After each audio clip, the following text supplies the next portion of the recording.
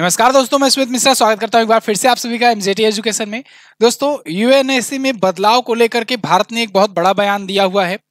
भारत ने कहा है कि यूएनएससी जो है ये 21वीं सदी के अनुसार इसमें परिवर्तन करने चाहिए। जब का ये बना था तब 20वीं सदी चल रही थी और इसमें तब से कोई बड़ा परिवर्तन नहीं आया हुआ है। ऐसे में भारत के वीटो की मांग को एक बार फिर से इन्होंने तेज कर दी हुई है। ये रुचिरा कंबोज हैं जो आपको इमेज में दिख रही हैं। ये यूएनएससी में या कहें यूनाइटेड नेशन में भारत की अस्थायी प्रतिनिधि हैं। तो इन्होंने क्या क्या बातें उठाई हैं, क्या क्या मुद्दे उठाए हैं, वीटो पावर होता क्या है, स्थायी मेंबरशिप अगर भारत को मिल जाएगा तो भारत इसका लाभ कैसे उठा सकता है या भारत को मिलना ये कितना ज़्यादा इंपॉर्टेंस रखता है, ये सब हम लोग समझेंगे आज की इस क्लास में। साथ ही साथ G4 मेंबर्स क्या हैं उनको भी हम लोग देखेंगे। तो वीडियो बहुत ही इंफॉर्मेटिव होने वाली है। ऐसी और इंफॉर्मेटिव वीडियोज रोजाना पाने के लिए चैनल को सब्सक्राइब जरूर करें और वीडियो को लाइक और शेयर जरूर करें, इससे हमारा मोटिवेशन बढ़ता है। चलिए टॉपिक को स्टार्ट करते हैं। यहाँ पर आपके सामने आर्टिकल है इंडिया टुडे का, quarter century past, how much longer, India on UN security council reforms. यहाँ पर इंडिया जो है यूएन सिक्योरिटी काउंसिल में रिफॉर्म्स की बात कर रहा है कि कैसे इसमें रिफॉर्म्स लाए जाएं, बदलाव लाए जाएं, क्योंकि इसमें जो ढर्रा अपनाया जा रहा है ना वो कब का पुराना हो चुका है। 1945 में बना है यूनाइटेड नेशंस, उसी की एक यूनिट है यूएनएससी, यूनाइटेड नेशन की सिक्योरिटी काउंसिल। तो उसके तहत 5 परमानेंट मेंबर है जिनको वीटो पावर प्राप्त है और एक्सटेंशन करने की मांग भारत बहुत पहले से करता आ रहा है। इसी को लेकर के यहाँ पर इन्होंने एक वक्तव्य दिया हुआ है रुचिरा कंबोज जी ने।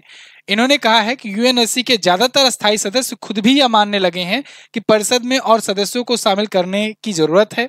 ऐसा करके इसे 21वीं सदी के लायक बनाया जा सकता है और हमें यह समझने की जरूरत है कि अभी जो यूएनएससी के अस्थायी सदस्य देश हैं उनका चुनाव 20वीं सदी की राजनीति के आधार पर हुआ था, लेकिन अब समय बदल चुका है।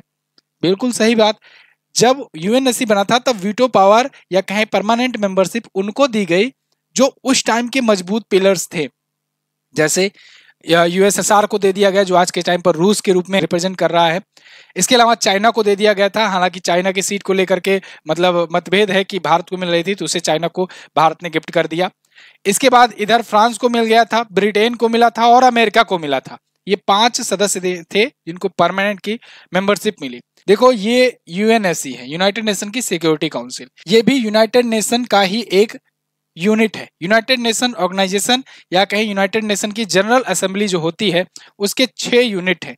उसी 6 यूनिट में एक यूनिट है सिक्योरिटी काउंसिल, तो यूएनएससी के नाम से जिसे जाना जाता है, यूनाइटेड नेशन की सिक्योरिटी काउंसिल। ये सिक्योरिटी को लेकर के इसे दुनिया की सिक्योरिटी को कैसे मेंटेन किया जा सकता है, सुरक्षा कैसे प्रदान की जा सकती है, इसके लिए ये यूनिट बनाई गई थी, ये बॉडी बनाई गई थी यूएनएससी, यूनाइटेड नेशन की सिक्योरिटी काउंसिल। अब इसमें टोटल 15 सदस्य रखे गए। इन 15 सदस्यों में 5 अस्थायी सदस्य रखे गए और 10 अस्थायी सदस्य रखे गए, यानी नॉन परमानेंट मेंबर रखे गए। वो जो नॉन परमानेंट मेंबर होते हैं वो 2 साल की अवधि के लिए आते हैं, फिर उनका कार्यकाल खत्म हो जाता है, कोई दूसरा आ जाता है। इसको आप ऐसे मान के चलो कि जैसे यूनाइटेड नेशन की सिक्योरिटी काउंसिल है तो इसके टोटल जो है वो है 15 सदस्य। अब 15 में है 5 जो है ये तो है परमानेंट मेंबर और 10 जो है ये नॉन परमानेंट मेंबर है। लेकिन 10 को फिर से डिवाइड कर दो 5-5 के रूप में, 5-5 के रूप में। ये क्या होता है कि प्रत्येक वर्ष 5 आते हैं और प्रत्येक वर्ष 5 चले जाते हैं। ये कैसे होता है, जैसे आप समझो ये वाला 5 आया इस वर्ष, मान लो फला वर्ष 2020 समझ लो, 2020 में आया तो ये 5 जाएगा कब, ये जाएगा 2022 में, 2021 हुआ, 2022, 2023, ठीक है, 2024। आप ऐसे देख लो कि ये वाला जो 5 था इसका कार्यकाल 2022 तक रहा, ये वाला जो 5 था इसका 2021 में आया था, इसका 2023 तक रहा, ये वाला आएगा ये 2024 तक रहेगा और ऐसे ऐसे 5 और निकलते जाएंगे, 5 और आते जाएंगे, तो ये 10 पूरा कंप्लीट रहेगा एक बार में, ठीक है ना। इसको आप राज्यसभा में भी ऐसे ही होता है तो आप समझ भी पा रहे होंगे। ये जो 5 है परमानेंट मेंबर ये हमेशा बने रहेंगे, इनके पास एक स्पेशल पावर भी दी गई है। यहाँ पर देखो 1945 में स्थापना हुई थी 24 अक्टूबर को यूनाइटेड नेशन की, उसी टाइम यूएनएससी भी स्थापित किया गया था। इसमें इसका जो हेडक्वार्टर है वो न्यूयॉर्क में है और इसमें 5 जो है वो परमानेंट मेंबर है। यहाँ क्लियर नहीं दिख रहा होगा तो यहाँ पर अभी देख लेना। देखो 5 जो परमानेंट मेंबर है उनका इमेज आप देख लो वर्ल्ड मैप में, लोकेशन तो जैसे चाइना है, रसिया है, इसके अलावा फ्रांस है, इधर ये ब्रिटेन है, इधर ये अमेरिका है और ये भी रसिया वाला ही पार्ट था, लेकिन अब अमेरिका का हिस्सा है। तो ये अलास्का वाला रीजन ये भी अमेरिका का ही है, ये कोई अलग देश नहीं है, ठीक है। तो ये 5 मेंबर्स हैं। अब इनको 5 जब बनाया गया था 1945 में, तब ये देख करके बनाया गया था कि यहाँ पर कैसे कंट्रोल किया जाए, यहाँ पर कोई अगर दिक्कत आती है तो कौन से देश होंगे जो जिनको रिप्रेजेंट करेंगे। एशिया पैसिफिक के लिए जिम्मेदारी दी गई चाइना को, और इधर ईस्टर्न यूरोप के लिए रसिया को दिया गया। बाकी इधर मिडल यूरोप हुआ, और इधर अफ्रीका में कुछ क्षेत्रों के लिए यहाँ पर फ्रांस को, और बाकी यहाँ पर यूरोप में बाकी जगहों पर के लिए ब्रिटेन को दी गई, ठीक है, जिम्मेदारी। इसके अलावा इस वाले रीजन के लिए अमेरिका को दी गई। अब आप कहोगे सर अफ्रीका में कोई नहीं है, तो अफ्रीका में कैसे फ्रांस को दी गई जिम्मेदारी? एक्चुअली में अफ्रीका के ये जो वाली जो बेल्ट है ना, जैसे ब्रिटेन यहाँ पर राज करता था भारत में, ऐसे ही फ्रांस यहाँ पर राज करता, मतलब फ्रांस की ये कॉलोनियल स्टेट्स थे। तो इसीलिए फ्रांस यहाँ पर कह रहा था कि इसको तो भाई हम देख लेंगे। अभी के टाइम पर जो 10 नॉन परमानेंट मेंबर हैं, जो अस्थायी सदस्य देश हैं, वो ये हैं 10। अब इन 10 को एक एक महीने मौका मिलता है कि भाई आप अध्यक्षता करो, और 2 वर्षों का मौका मिलता है, यानी 2 वर्ष बाद ये सब हट जाएंगे। लेकिन कैसे हटेंगे? रोटेशन वाइज, यानी कि प्रत्येक वर्ष 5 जाएंगे और 5 आ जाएंगे। 2024 में कौन कौन अध्यक्षता कर रहा है? जो नॉन परमानेंट मेंबर होते हैं उनको भी एक एक साल एक एक महीने के लिए अध्यक्षता दी जाती है। जैसे अभी मार्च चल रहा है, तो मार्च में जापान जो है ये अध्यक्षता कर रहा है। जनवरी में फ्रांस ने किया था, फरवरी में गुयाना ने किया था, अप्रैल में माल्टा ने किया था, मई में मोजाम्बिक ने किया था। यहाँ पर फ्रांस जो है परमानेंट आपको दिख रहा है, परमानेंट मेंबर भी अध्यक्षता करेगा, ठीक है ना। तो यहाँ पर आप देखिए इस प्रकार से। अब वही बात रिप्रेजेंटेशन वाली कि इनको क्यों दिया गया रिप्रेजेंटेशन, तो इनको इसीलिए दिया गया था उस टाइम पर कि जो एशिया पैसिफिक रीजन है वो चाइना संभाल लेगा, वेस्टर्न यूरोप और अदर जो रीजन है उसको फ्रांस संभालेगा, ईस्टर्न यूरोप जो है वो रसिया देखेगा, और वेस्टर्न एंड अदर यूरोप जो है ये यूनाइटेड किंगडम यानी यूके देखेगा, और वेस्टर्न यूरोप एंड अदर्स जो है ये यूनाइटेड स्टेट्स देखेगा, ठीक है ना। और साथ ही साथ अमेरिका वगैरह का ही रीजन ही देखेगा। तो ये तो तब की स्थिति थी, लेकिन आज के टाइम पर, और ये सब पावरफुल थे उस टाइम पर, उसको देख करके दिया गया था। लेकिन आज के टाइम पर सिनेरियो अलग है। आज के टाइम पर इंडिया का प्रभुत्व बहुत ज्यादा बढ़ गया है। हम लोग वर्ल्ड लार्जेस्ट डेमोक्रेसी हैं, हम लोग वर्ल्ड लार्जेस्ट पॉपुलेशन वाले देश हैं, दुनिया की सबसे ज्यादा युवा आबादी है। युवा आबादी होने का सबसे बड़ा ये होता है कि अभी जो लोग भी सीखेंगे वो आगे आने वाले टाइम पर वो लोग यूज भी करेंगे उस चीज को, उसमें वर्क भी करेंगे, उनके जो भी आइडियाज आएंगे आगे भी रहेंगे सस्टेनेबल। अगर जैसे जापान जैसे बुड्ढों वाले देश की अगर बात करें, तो वहां पर बहुत ज्यादा बुजुर्ग आबादी है। इससे क्या होता है कि अगर अब मान लो आज उनके साथ जो कुछ भी अनुभव आता है वो आगे चलकर 5-10 साल में खत्म हो जाएगा। भाई बुढ़े हो गए हैं, कितना जिएंगे। लेकिन अपने यहाँ युवा आबादी है, यूथ की आबादी है, जो कुछ भी आगे चल करके एक्स्ट्रा ऑर्डिनरी कर सकती है। दूसरी बात, भारत का प्रभुत्व भी बढ़ रहा है। हमसे रिलेशंस भी बहुत सारे देशों के अच्छे हैं इंडिया के, लेकिन इस सबको देखते हुए भी अभी तक कुछ बदलाव नहीं किया जा रहा है यूएनएससी में। इसको लेकर भारत लगातार मांगे उठा रहा है कि हमको वीटो पावर दो, हमको परमानेंट मेंबरशिप दो। वीटो पावर क्या होता है अभी हम लोग आगे समझेंगे, उसकी क्या अहमियत होती है उसको भी हम लोग समझेंगे। परमानेंट मेंबर जिसको मिलता है सिर्फ उसी को वीटो पावर मिलती है। तो भारत लगातार अलग अलग मंचों से ये अपनी बात उठाता रहा है। अब इसमें बहुत सारे देश सपोर्ट भी कर रहे हैं इंडिया की। यहाँ पर जैसे कि रुचिरा कंबोज जी ने कहा कि बहुत सारे जो परमानेंट मेंबर हैं वो भी इंडिया का सपोर्ट कर रहे हैं। चाइना को अगर छोड़ दिया जाए तो आपका फ्रांस, ब्रिटेन, अमेरिका, इसके अलावा रसिया, ये चारों तैयार हैं, राजी हैं भारत को परमानेंट सीट दिलाने के लिए। लेकिन चाइना बार बार वीटो कर दे रहा है। ये वीटो आखिर है क्या भला, इसको जानेंगे। लेकिन उससे पहले एक जरूरी सूचना है आप लोगों के लिए कि देखो, टेक्स्ट बुक का पास जो है ये आज लास्ट दिन है, एक दिन एक्सटेंड किया गया था, तो अभी ये लास्ट दिन है, एक दिन के लिए बढ़ा दिया गया है। और 219 में आपको टेक्स्ट बुक पास मिल जाएगा। 307 रुपए में टेक्स्ट बुक पास प्रो मिलेगा। इससे आप जो है प्रीवियस ईयर के क्वेश्चंस, वर्तमान के नए प्रैक्टिस सेट, इसके अलावा लाइव जो मॉक टेस्ट होते हैं उन सबको सॉल्व कर सकते हो। इंडिया के सभी एग्जाम्स के लिए आप जो है बेहतरीन तरीके के मॉक टेस्ट यहाँ पर प्राप्त कर पाओगे। सबका सॉल्यूशन डिटेल में रहता है, बेहतरीन एनालिसिस रहती है, और अच्छा कंपटीशन यहाँ मिल जाता है क्योंकि लाखों लोग मॉक टेस्ट दे रहे होते हैं, तो आपको बेहतर से बेहतर अनुभव मिल पाता है।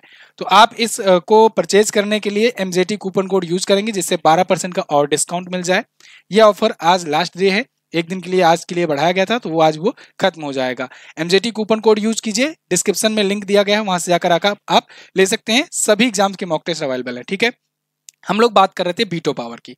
तो देखो वीटो पावर जो है ये यूएनएससी के आर्टिकल 27 में ये कहा गया है, भाई हर जगह जो भी संस्था होती है उसके एक कुछ रूल बुक होती है। उसी रूल बुक में आर्टिकल 27 जो है, जो उनका संविधान है यूएनएससी का, उसमें कहा गया है यूएन चार्टर में कि सिक्योरिटी काउंसिल जो होगा इसका डिसीजन ऑल सबसेंसिटिव मैटर रिक्वायर करता है वोट फॉर 3/5।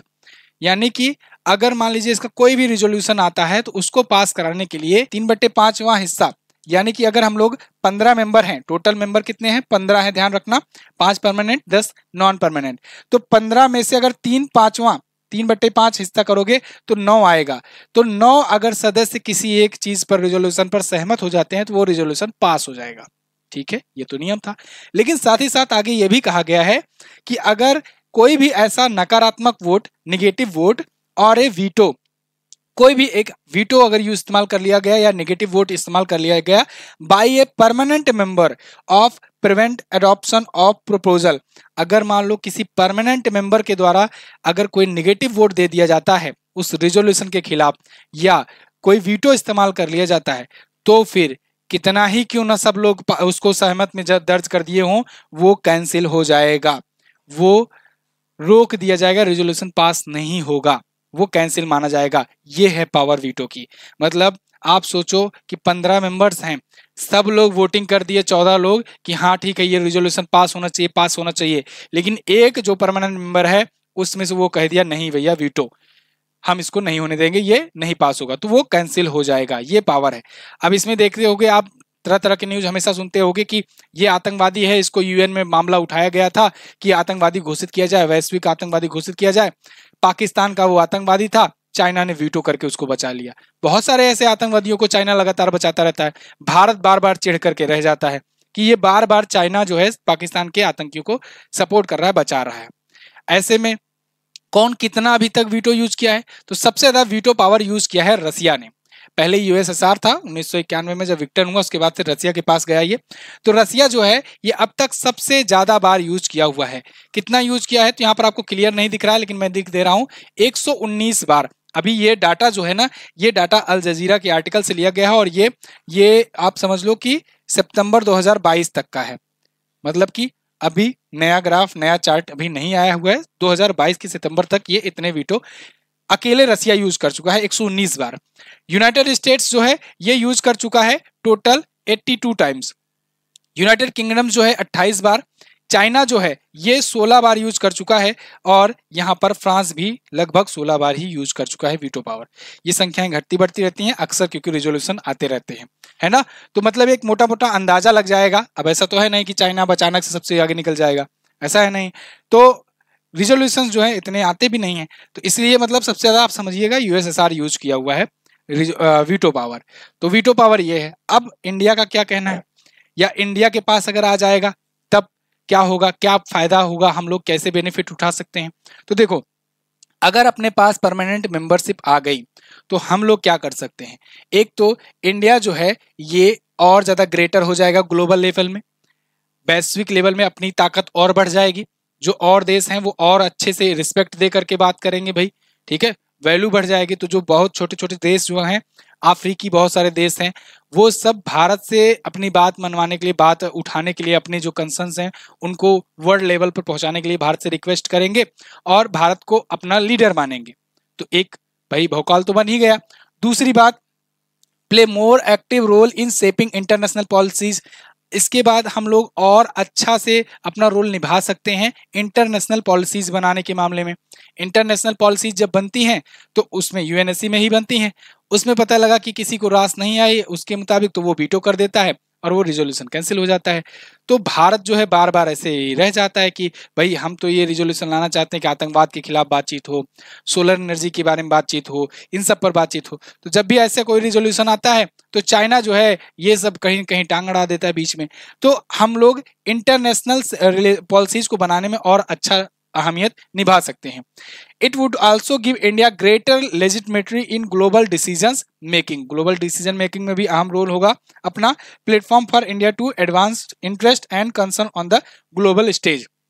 ग्लोबल स्टेज पर जो भी कंसर्न्स होंगे उसमें अहम रोल होगा। दूसरी बात देखो, इंडिया का परमानेंट सीट जो है यूएनएससी में will counter China's influence in United nation.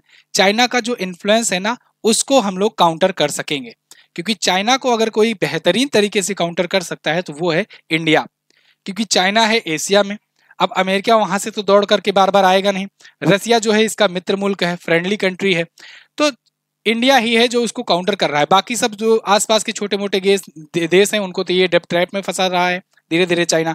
तो ऐसे में चाइना को परमानेंट सीट मिलने के बाद इंडिया बहुत ही अच्छे तरीके से यहाँ पर काउंटर कर सकता है, इसीलिए अमेरिका भी थोड़ा बहुत सपोर्ट कर रहा है। In Asia and Indo Pacific reason China को भी थोड़ा सा डर रहेगा, थोड़ा सा ये भी रुकेंगे नहीं, तो अभी तो बहुत मनमानी ही कर रहे हैं। मतलब पाकिस्तान को कोई भी आतंकवादी होता है, भारत मुद्दा उठाता है कि इनको आतंकवादी घोषित किया जाए और इन पर बैन वगैरह लगाया जाए, तो चाइना आकर के वीटो कर देता है और उसे बचा लेता है। बार बार ऐसा हो रहा है, कई बार ऐसा हो चुका है। तो ऐसे में चाइना अपनी मनमानी नहीं कर पाएगा इस रीजन में, खास करके इंडो पैसिफिक रीजन और एशियन रीजन में। Strategic and security concern in our immediate neighbourhood, अपने इमीडिएट नेबरहुड में, जैसे अगर डायरेक्टली नाम ये लोग नहीं ले रहे हैं लेकिन मैं ले रहा हूँ, पाकिस्तान हुआ, अफगानिस्तान हुआ, बांग्लादेश हुआ, श्रीलंका हुआ, मालदीव हुआ, ये जो अपने नेबरहुड कंट्रीज हैं, इनमें अगर कोई भी ऐसी बात आती है तो हम लोग इमीडिएट एक्शन ले सकते हैं, क्योंकि अपने पास वीटो पावर है, तो अपने को कोई डर उतना नहीं रहेगा, है ना, कोई एक्शन लेने के लिए।